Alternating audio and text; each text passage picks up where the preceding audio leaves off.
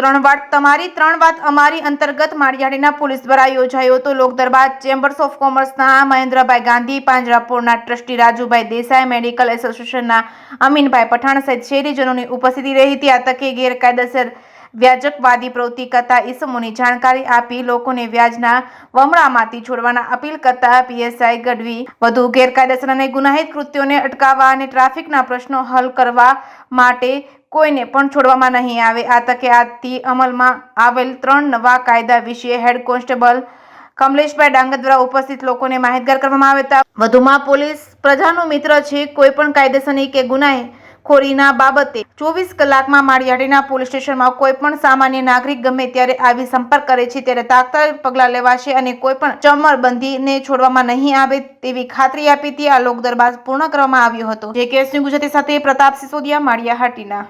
મહેન્દ્ર કુમાર શાંતિલાલ ગાંધી, પ્રમુખ chamber of commerce Maliya Hatina.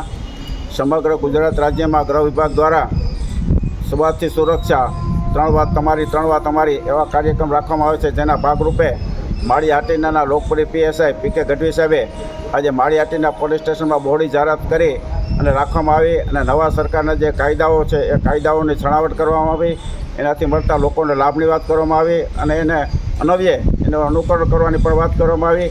અને આજરોજ એને માળિયાના જે પ્રશ્નો હતા એ પણ બાબતની વાત કરી, એના બાબતમાં પણ એને ખાતરી આપી છે। આમ આ કાર્યક્રમ આજે ખૂબ સફળતા શુભેચ્છા સાથે સારો ગયો છે। આ માટે ગૃહ વિભાગનો અને માળિયાદ પોલીસ સ્ટેશનના પીએસઆઈ ગઢવી સાહેબનો સહિતનો સર્વનો ખરા હૃદયપૂર્વક આભાર માનીએ છીએ અને જનતા નવા કાયદાનો ખૂબ અમલ સારો થશે અને એનાથી લોકોને લાભ ખૂબ મળશે અને કાયદાનો પૂરો અમલ થશે એવી આશા અપેક્ષા છે।